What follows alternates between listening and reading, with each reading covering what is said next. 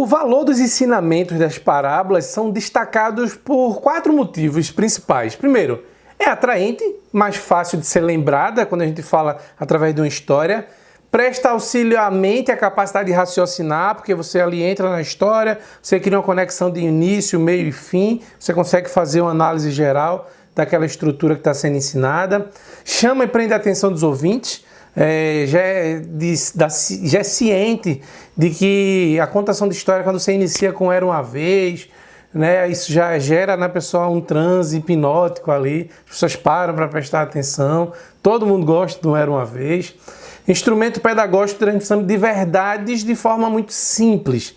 É importante também entender que a parábola ela pode ser fundamentada em fatos verdadeiros ou fatos também fictícios, né? A gente vê aqui no slide como narrativas factuais ou fictícias. Jesus, ele considerava tão importante esse tipo de narrativa que existe registrado 44 parábolas que o nosso mestre ele ensinou, que ele falou, que ele contou, todas elas sempre associadas a uma pergunta que alguém faz, ele conta a história, as pessoas têm uma reação. É muito importante também você ver qual foi a reação gerada, porque essa era a intenção de Jesus, também o foco na reação. E aí a gente vê parábolas como o administrador desonesto, o amigo importuno, as bodas, o bom samaritano, o fariseu e publicano, o fermento, a figueira estéril e tantas outras parábolas que a gente viu também o Senhor Jesus contando. É importante ver também que no Antigo Testamento, como já falei, também tinham parábolas. Aqui eu deixei registrado 7 parábolas gerais e 3 do profeta Ezequiel, né? Então a gente tem aqui parábola contada por Balaão, parábola contada por Jotão, pelo profeta Natã, né, ao rei Davi. A gente tem também a mulher de Tecoa, um jovem profeta de Samaria.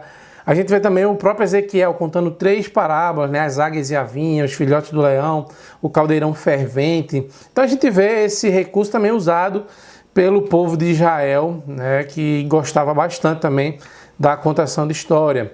E qual é o benefício de se contar história? Tem alguns benefícios que eu trouxe para vocês aqui, para a gente dar uma pensada um pouquinho sobre isso.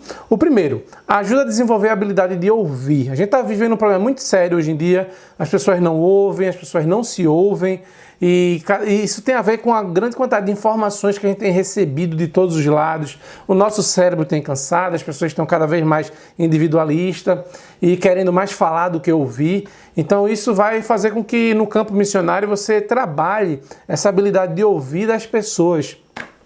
O ouvinte exercita a fantasia e a imaginação, é muito importante, porque gera esse fascínio.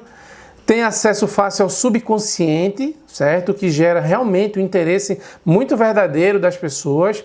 Ativa sentimentos, a partir do momento que a pessoa ouve, vários sentimentos são ativados. Comunica conhecimento, sabedoria para lidar com a vida.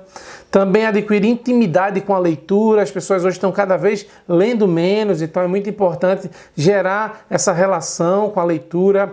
Gera uma fluência e habilidade de produzir textos e desperta o ouvinte para a prática da leitura. Tudo isso muito importante nos dias de hoje. Eu deixo para vocês aqui um registro de algumas histórias que eu conto lá no meu canal, na COS TV. É um canal chamado Coeso, e lá vocês vão ver várias histórias. Não Somos Descartáveis, a história do pão, os 3 porquinhos, a menina do vestido azul, a parte que falta. Tudo isso com análise bíblica e trazendo uma reflexão bíblica também muito importante. Eu vou deixar uma ilustração bem rapidinha para vocês aqui, que está lá no Palm Monday, um conto ficcional, referente à segunda-feira de Ramos. Diz assim, o jumentinho acordou com um sorriso no rosto. Ele havia sonhado com o dia anterior. O animal se espreguiçou e feliz da vida saiu para a rua. Mas os transeuntes simplesmente o ignoravam. Confuso, o jumentinho se dirigiu para a área tumultuada do mercado. Com as orelhas em pé de tanto orgulho, ele trotou bem para o meio da rua. Estou aqui, pessoal, murmurou consigo mesmo, mas as pessoas o encaravam confusas e algumas bem zangadas bateram nele para que fosse embora. O que acha que está fazendo, seu jumento, entrando assim no mercado igual a este? Atirem seus mantos no chão, o animal respondeu irritado. Vocês não sabem quem eu sou? As pessoas ficaram boquiabertas, magoado e confuso. O animal retornou ao lar, para junto da mãe. Não entendo, ele reclamou. Ontem as pessoas me saudaram com ramos de palmeiras, gritavam hosana, aleluia. Hoje elas me tratam como um João ninguém. Ah, menino bobinho, a mãe respondeu com ternura. Não percebe que sem ele não consegues fazer nada? E aí a gente vê aqui a visão do jumentinho quando Jesus entrou em Jerusalém, né, que ele disse lá para os discípulos pegarem o jumentinho, ele entra na cidade e aí tem aquela visão distorcida, deturpada do próprio jumentinho. E como é que a gente vai usar essas técnicas de contação de história?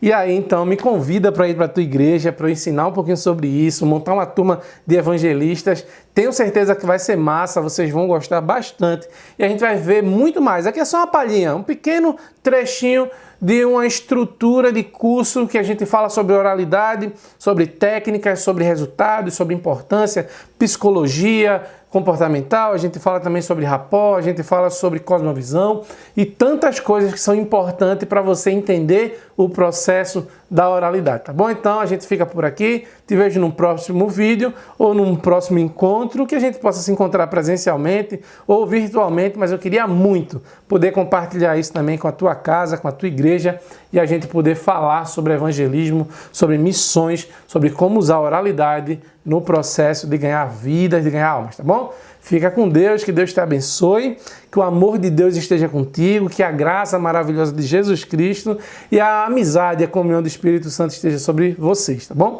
Amém. Nos vemos no próximo encontro.